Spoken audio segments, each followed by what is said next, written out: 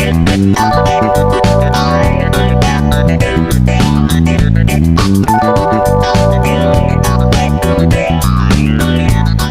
semua, kami dari kelompok pendidikan dan di sini kami akan membahas tentang catatan pendidikan Indonesia, evaluasi, solusi, serta ekspektasi.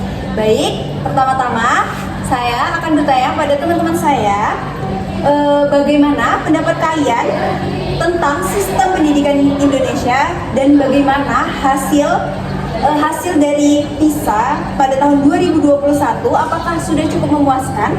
Kalau menurut saya sih Indonesia itu mempunyai sistem pendidikan terbesar keempat setelah Cina, Amerika, dan India. Tetapi kualitas sistem pendidikan yang besar itu tidak berbanding lurus dengan kualitasnya. Dan untuk hasil PISA 2021 itu Indonesia berada di peringkat 70 dan 79 negara dalam matematika, dan untuk di sains itu berada di peringkat 67 dan 66 di reading.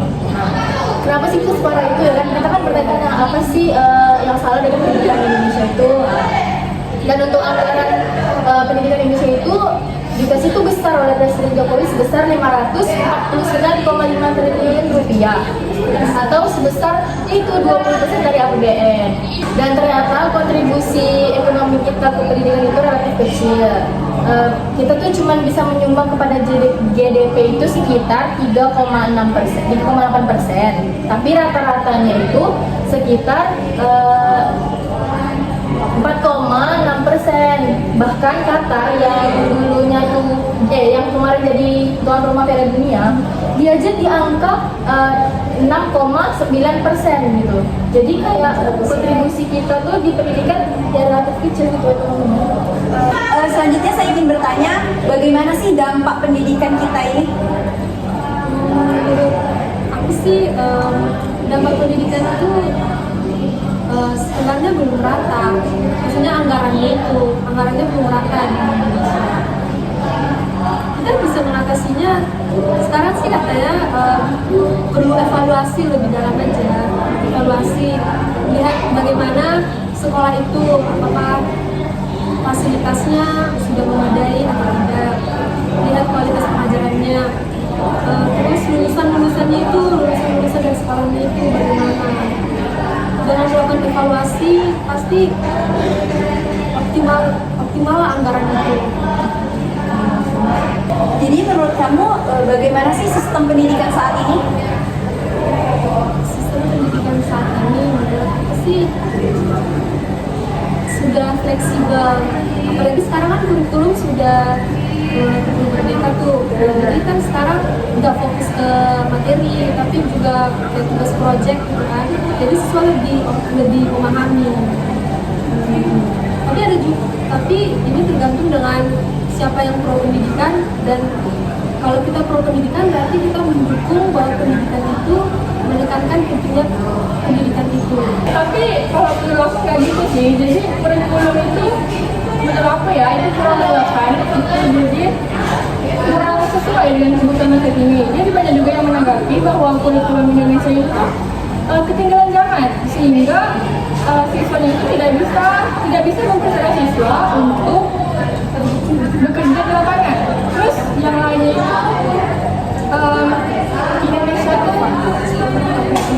kurang memenuhi atau kurang program untuk critical thinking. Critical thinking ini merupakan berpikir kritis, di mana jika kurang tidak ada wadahnya, jadi siswa itu tidak dapat berpikir kritis, sehingga ketika menghadapi sebuah permasalahan tidak dapat diselesaikan.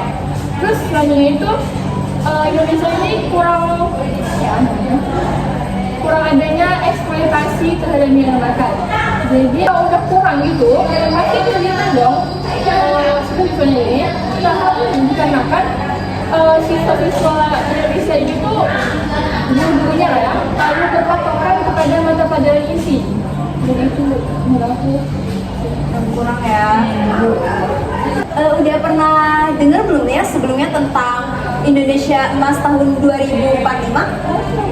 Nah, bagaimana sih tanggapan kamu tentang hal itu? Indonesia Emas di tahun 2045 itu kan ketika Indonesia telah 100 tahun ya. Jadi itu banyak yang berharap bahwa di Indonesia di tahun 2045 itu Indonesia itu bertransformasi menjadi negara yang lebih maju gitu. Nah di sini Indonesia masih 2045 ini lebih istimewa karena adanya terdapat bonus demografi. Bonus demografi itu sendiri itu ketika jumlah orang yang berusia produktif atau orang yang bisa bekerja itu lebih banyak dibandingkan anak-anak atau orang tua yang tidak bekerja lagi. Nah hal ini juga pasti menguntungkan bagi negara kan?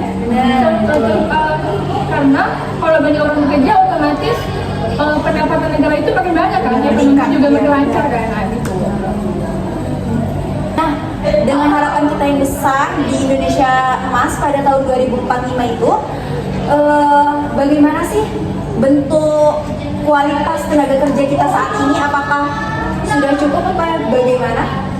Menurut saya tenaga kerja kali ini itu banyak, meskipun kualitasnya kurang. Jadi saat ini kita harus membuat tenaga kerja itu kualitasnya lebih baik ke depannya, biar supaya anak didik bangsa ini akan tercapai pembelajaran sehari-hari dalam sekolah atau kuliah atau apa. Hanya 75% penduduk di Indonesia SD dan SMP, sedangkan yang kuliah sekitaran 20%. Dengan kerja pendidikan tinggi itu sekitaran 20%, sedangkan kualitas guru itu sekitaran 66%. Performa guru yang lebih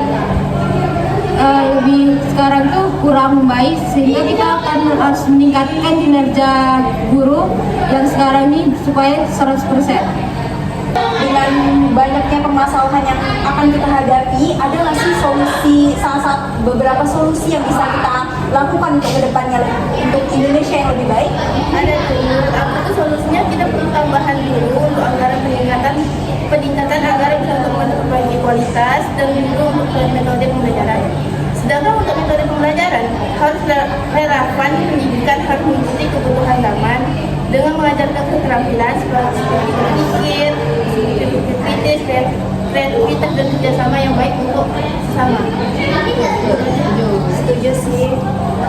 Jadi sebaiknya kita lebih meningkatkan kualitas yang kita punya sekarang. Karena banyak harapan kita di tahun 2045 itu untuk Indonesia yang lebih baik dengan meningkatnya usia yang matang dalam mencari pekerjaan begitu ya. Baik, sekian dari kelompok kami mengenai catatan pendidikan Indonesia, evaluasi, solusi, serta ekspektasi. Sekian dari kami ucapkan terima kasih. Wabillahi taufiq wal hidayah. Wassalamualaikum warahmatullahi